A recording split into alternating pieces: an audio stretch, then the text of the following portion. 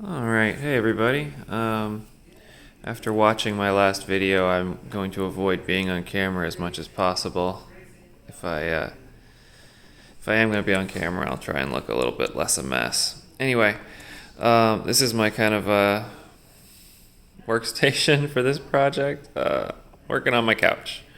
I've been working from home over here on my laptop since the lock collection, as you probably know if you watch any of my videos, is on my regular desk.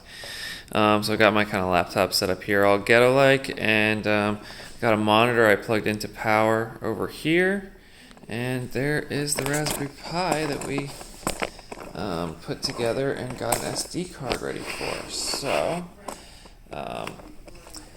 the Raspberry Pi here now has that SD card that we put RetroPi on in there, like that. So, show you what it looks like. Not that easy to get out sometimes, but that's okay. So, that's the micro SD card slot for the Raspberry Pi. You want the contacts to hit the contacts in there, which means it's got to go like this. So, slide it in.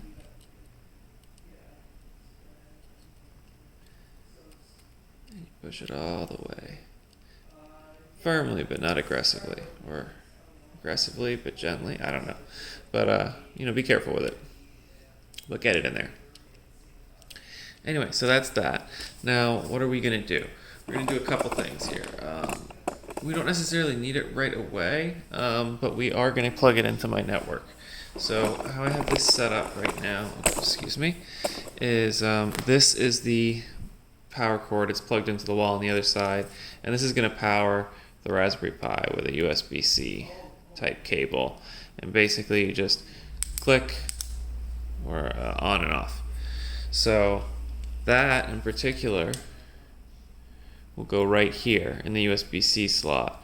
Now the HDMI cable that's plugged into the monitor has this on the other side, which I guess is like micro HDMI. Anyway, the micro HDMI is going to go into this port here. So that's going to go like that. And then the power is going to go like this. Now it's not going to turn on. It would turn on if we did that. You can see the fan spin, so like the case fan works. But what I'm going to do first is just gonna take you over here.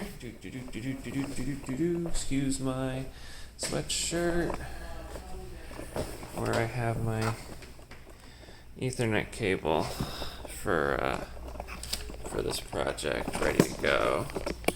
Hooks up to my network. So I'm gonna pull the Raspberry Pi back here, and we're gonna. This is rough. Yeah, not exactly great video. Sorry, guys. Okay, so we're gonna plug that in so that it can do its network thing, and we're gonna leave that here. And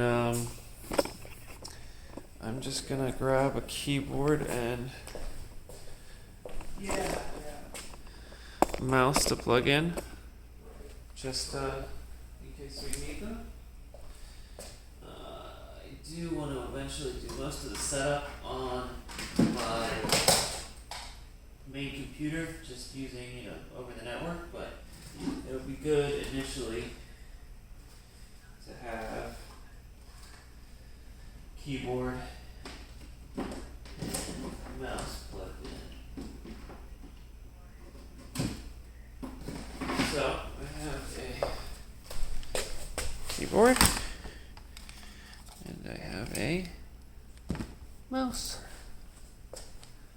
And one other thing I have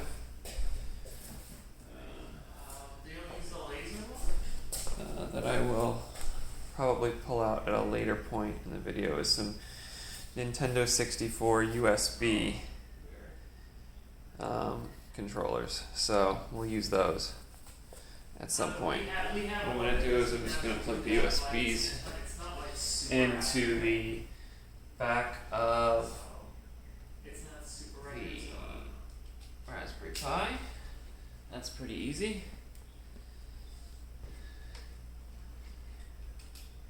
Now we have the Raspberry Pi hooked up to power, Ethernet, and keyboard, monitor, and mouse.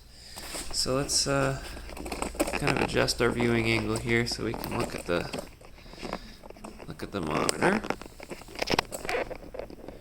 All right. I guess that works. All right. So I'm gonna go ahead and turn the Raspberry Pi on and see what happens.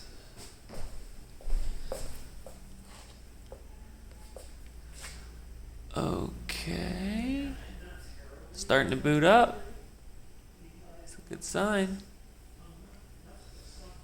Let's see. Look at that, RetroPi. That wasn't hard.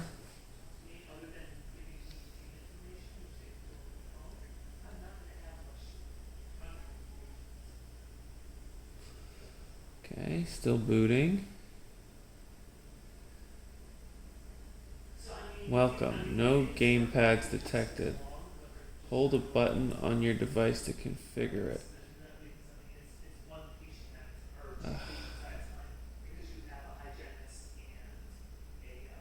So maybe I should find the